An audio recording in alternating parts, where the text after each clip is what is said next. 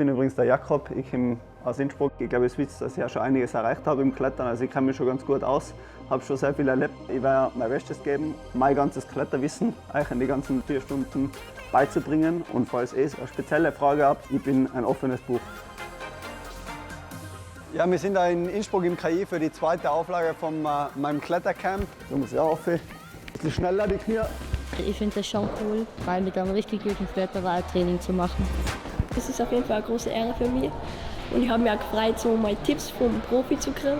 Was voll viele gerne tun, ist einen Griff so doppelt. Sagen wir mal, ich gehe jetzt auf den Schwarzen, und dann tue ich das. Das ist jetzt ein Fehler, den ich vielleicht sage, weil den habe ich zum Beispiel früher gemacht. Mit 14, 15, was ich mein Trainer gesagt, was tust du eigentlich? Wieso greifst du jeden Griff 5-mal hintereinander an, oder? Was im Vorstiegklettern etwas vom Wichtigsten ist effizientes Klettern.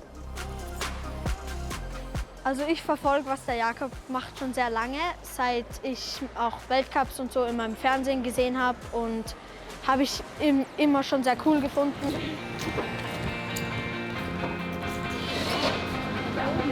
Man kann sich viel von ihm mitnehmen. Er ist auch ein total netter Mensch und er kann das richtig gut, anderen Leuten etwas zu erklären. So machen kannst. Das geht schon. Dann so, jawohl. Yes, geil. Das, was sowohl im Bouldern als auch im Vorstieg, und ich würde sagen, im Vorstieg ist es fast teilweise noch wichtiger, ist die Besichtigung, oder? Sagen wir mal, im Weltcup-Finale ist vielen Athleten nicht bewusst, wie wichtig die Besichtigung und überhaupt die Visualisierung von einer Route ist. Aber das dann immer wieder im Kopf klettern hilft brutal, weil ich gehe dann aus an die Wand und im Idealfall kletter ich die Route, als wäre ich schon 20 Mal eingestiegen. Nice. Okay, das ist aber eine geile Variante. Wir haben auch probiert, so zu klettern, also dass wir halt einen Plan haben, was wir tun. Dass wir immer die Routen ganz gut visualisieren sollen, dass wir uns eben gut vorstellen können, wie wir dann die schweren Züge machen sollen. Das werde ich mir auf jeden Fall auch ins Training immer mitnehmen. So, Luisa. Nice. Ja, ich meine, gerade mit den Jugendlichen kann ich mich halt echt einfach am allerbesten identifizieren. Ich habe mit 12 angefangen zum Klettern und kann mich da, auch wenn es jetzt inzwischen schon lange her ist, doch sehr gut einfach auch einfühlen, wie es damals war, was mir damals auch viel geholfen hat, was vielleicht auch meine Trainer mir damals mit auf den Weg genommen haben. Und deswegen macht es mir schon am meisten Spaß, mich gerade mit so ambitionierten Athleten auseinandersetzen, mit denen über das Training zu reden, mit denen darüber zu reden, um was es geht, um an die Weltspitze zu kommen. Sauber, geht schon, bleib dran. Er tut einfach bei leichten Stellen viel atmen, und wenn er mal rastet und schüttelt zwischen die Touren, sicher mal auch runterkommen und gescheit atmen. Und das große Ziel muss halt sein, dass eigentlich der erste Versuch schon so ein guter Versuch ist, wie dann der zweite oder dritte, oder? Jawohl!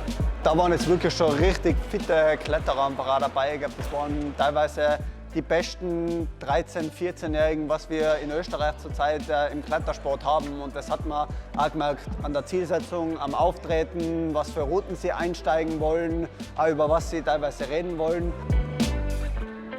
Ein bisschen unsicher. Ja. Es geht noch, Kim, geht schon. Jawohl, geht schon. Ich sehe, du hast kurz überlegt, jetzt ist die Schlinge ein bisschen weit weg langsam, oder? Aber dann gut durchbissen nochmal.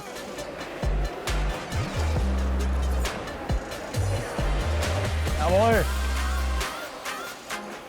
Der Jakob ist ein Vorbild für mich, weil er einfach so physisch so fit ist und was nicht, auch mit seinem Selbstbewusstsein in die Bewerbe reingeht. Das finde ich einfach zu bewundern.